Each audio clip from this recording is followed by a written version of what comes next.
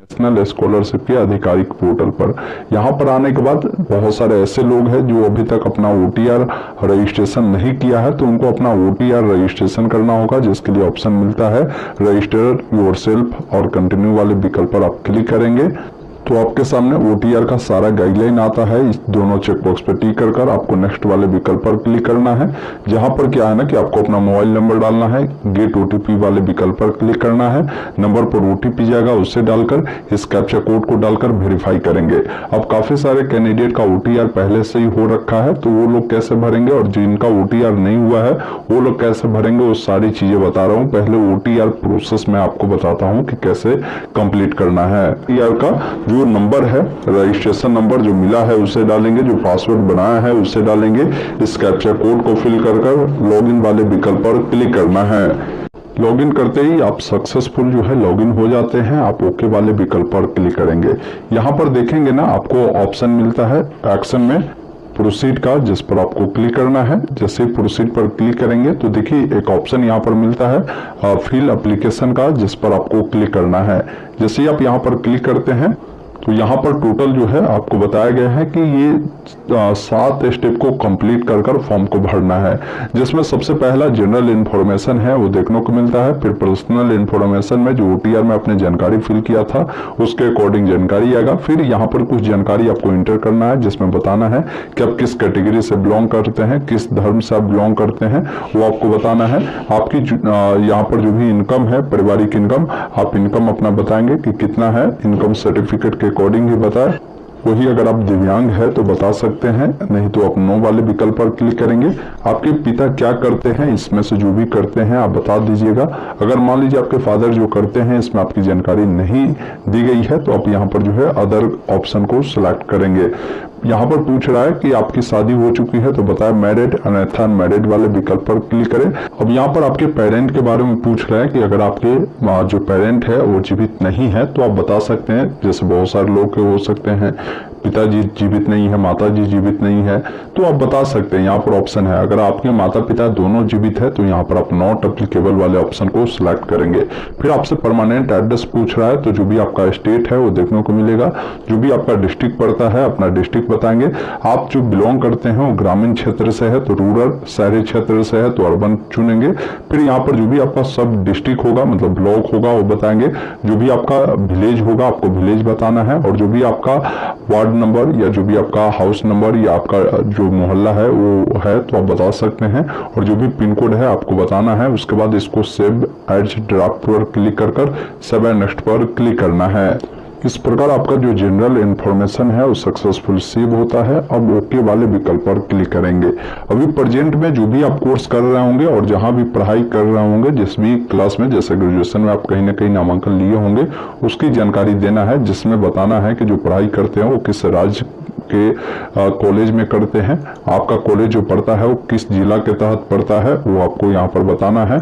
उसके बाद जो भी इंस्टीट्यूट का नाम है आपको यहाँ पर सर्च करना है, या डायरेक्ट आप अपना स्टेट और डिस्ट्रिक्ट लिखेंगे और सर्च करेंगे तो उस जिले में जितने भी कॉलेज चल रहे होंगे सभी कॉलेज का यहाँ पर आपको नाम मिलता है। आप यहाँ पर भी कॉलेज का नाम डालकर फिल्टर कर सकते हैं। अब जहां भी आपका कॉलेज का नाम मिले उसको सिलेक्ट करना है और यहाँ से यस करना है। एक चीज ध्यान रखेंगे, देखिए कॉलेज बहुत सारा है, यहाँ पर अगर नाम मिले तो आप इस एरो से इसको बढ़ा घटा कर, जैसे इधर कर या आगे कर आपको खोजना है। जहां भी कॉलेज का आपका नाम मिले ना, पहले उस कॉलेज को यहाँ से सिलेक्ट करना है। कॉलेज को जैसे ही आप सिलेक्ट करते हैं तो यहाँ पर पूछता है कि यही कॉलेज है, इसको सिलेक्ट करना है, तो आप यहाँ पर एस वाले विकल्प पर क्लिक करेंगे तो आपका जो भी कॉलेज है यहाँ पर सिलेक्ट हो गया है। बाकी अभी आप बताएंगे कि प्रेजेंट में जो है अभी आप किस कक्षा में जो है पढ़ाई कर रहे हैं। जैसे हो सकता है अभी आप जो है BA कर रहे हो, BCom कर रहे हो, BSc कर रहे हो, या बहुत सारे कैंडिडेट इंटर वाले होंगे, तो आप जो भी कर रहे हैं ना वो आपको यहाँ पर सिलेक्ट करना है। यहाँ पर एक बात का और ध्यान रखिएगा, जैसे प्रेजेंट कोर्स और जो क्लास आपसे पूछता है ना, तो बहुत सारे लोग अभी क्या है ना कि 4 ईयर वाला ग्रेजुएशन करते हैं, तो आपको यहाँ पर देखिए 4 ईयर वाला ग्रेजुएशन का भी ऑप्शन मिलता है, आप उससे चुनेंगे। लेकिन अगर मान लीजिए आप 3 ईयर वाला करते हैं तो 3 ईयर वाला चुनेंगे, या हो सकता है आपका जो कॉलेज होगा ना, आप जब उसको चुनेंगे तो प्रेजेंट क्लास और कोर्स में आपका 3 ईयर वाला का ही ऑप्शन मिलेगा, 4 ईयर वाला का ऑप्शन नहीं मिलेगा। तो ऐसे स्थिति में आप एक बार कॉलेज में जाकर बात कर लीजिएगा, बोलिएगा कि सर 4 ईयर वाला ग्रेजुएशन का जो कोर्स है वो नाम नहीं आ रहा है। कॉलेज हो सकता है जब वो अपने तरफ से उसको अपडेट करेंगे तो आ जाएगा। तो आपको जो है 4 ईयर वाला चुनना है, क्योंकि अब 4 ईयर वाला करते हैं तो आप अपने अकॉर्डिंग ये चीजों को ध्यान रखिएगा। 3 ईयर वाला लगभग कॉलेज में भी है। अब यहाँ पर देखिए 4 ईयर वाला भी इन्होंने जानकारी दे दिया है। आप इसको जब चुनेंगे तो फिर पूछेगा कि अभी आप first year, second year, third year या फोर्थ ईयर में है, वो बताएंगे।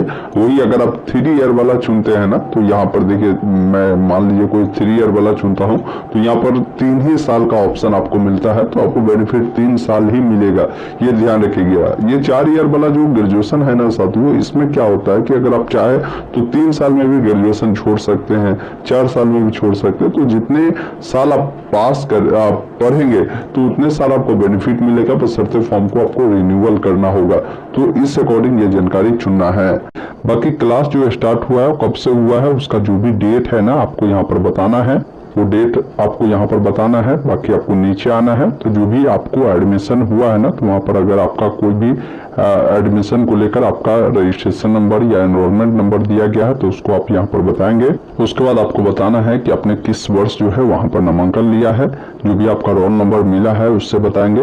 आपका जो भी सेक्शन होगा आप सेक्शन बताएंगे। आप स्टडी बताएंगे कि आप कैसे कर रहे हैं, पार्ट टाइम या रेगुलर मोड में कर रहे हैं, फुल टाइम, वो बताएंगे। अगर आप हॉस्टल में रहकर पढ़ाई करते तो यस करें, नहीं तो नहीं वाले विकल्प पर क्लिक करें।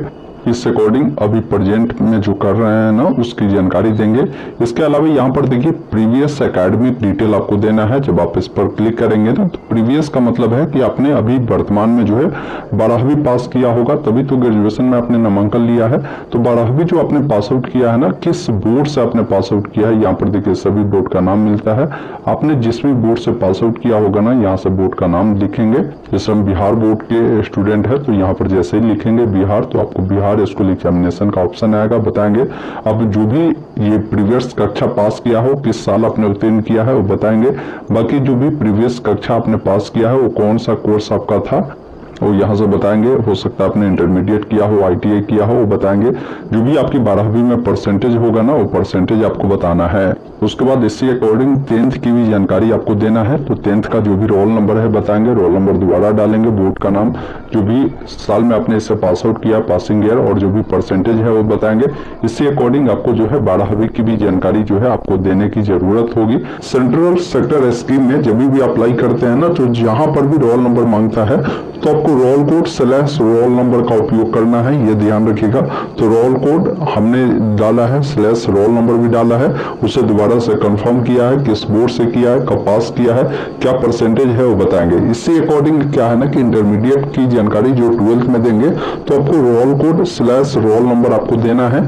आपको आगे जो है नो स्कीम जो आता है ना, वो एरर आपको देखने को नहीं मिलेगा। इस अकॉर्डिंग अगर आप रोल नंबर देते हैं तो बाकी किस बोर्ड से किया है, क्या आपकी पासिंग ईयर रही है, क्या परसेंटेज है वो बताएंगे। अगर आपने कोई कॉम्पिटिटिव एग्जाम अगर आपने कंप्लीट किया है जिसमें DLED हो सकता है, NMS हो सकता है, या जो यशस्वी एग्जाम होता है वो हो सकता है, तो अगर किया है तो बताएं, अन्यथा इसको ऐसे ही छोड़े और यहाँ से सेव बाय नेक्स्ट वाले विकल्प पर क्लिक करें। अब यहाँ पर एक ऑप्शन मिलता है कंटिन्यू का, जिस पर आपको क्लिक करना है।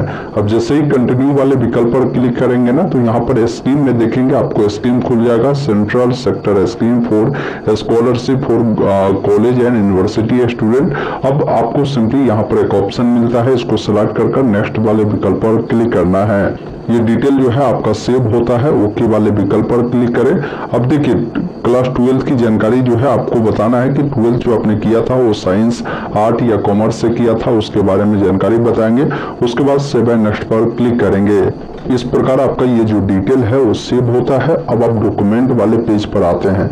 यहाँ पर देखिए आपको कौन कौन से डॉक्यूमेंट देने होते हैं उसके बारे में इन्होंने जानकारी दिया है, जिसमें देखिए सबसे पहला चीज है कि आपका जो कास्ट सर्टिफिकेट है, आपको कास्ट सर्टिफिकेट यहाँ पर देना है। ये 20 KB से लेकर 200 KB के बीच होगा, JPG PDF फॉर्मेट में आप दे सकते हैं। उसके बाद जो भी आपका इनकम सर्टिफिकेट है वो देना है, और 12th की जो मार्कशीट है आपको उसको भी देना है। तो ये सभी डॉक्यूमेंट को यहाँ पर अपलोड कर सेव बाय नेक्स्ट पर क्लिक करेंगे।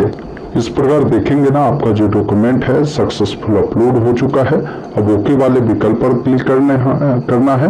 उसके बाद आई एग्री वाले विकल्प पर क्लिक कर एक ऑप्शन मिलता है फाइनल सबमिट का, जिस पर आपको क्लिक करना है।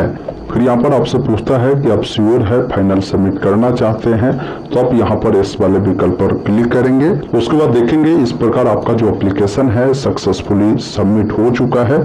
अब यहाँ पर सिंपली ओके वाले विकल्प पर क्लिक करें। अब अगर इसका प्रिंट लेना है तो यहाँ पर ऑप्शन एक्शन के नीचे प्रोसीड का मिलता है, इस पर क्लिक करेंगे और उसके बाद देखिए ऑप्शन मिल जाएगा। यहाँ पर जैसे ही प्रिंट एप्लीकेशन फॉर्म पे क्लिक करेंगे तो प्रिंट लेने का आप इस पर क्लिक कर प्रिंट ले लेंगे। प्रिंट लेने के बाद इसका जो कॉपी है और जो भी डॉक्यूमेंट आपने लगाया है उन सभी को ले जाकर अपने कॉलेज में जमा कर देनी है, क्योंकि यहाँ पर देखेंगे ना सेंट्रल सेक्टर स्कीम के लिए जो आवेदन करने का लास्ट डेट है 10 अक्टूबर तक है। 10 अक्टूबर के बाद आपका क्या है ना कि इंस्टीट्यूट वेरिफिकेशन आपका जो है कंप्लीट होना शुरू होगा। कब तक? 15 नवंबर तक। तो मैं कहूँगा कि जब आप फॉर्म को सबमिट कर देते हैं तो जब डॉक्यूमेंट को आप जैसे ही अपने कॉलेज में जमा करते हैं ना तो कॉलेज के पास डाटा हो जाती है, आपके फॉर्म को वो इजिली जो है वेरीफाई कर देती है। इसलिए मैं कहता हूँ कि आप अपने कॉलेज में इसे जमा जरूर कर दीजिए।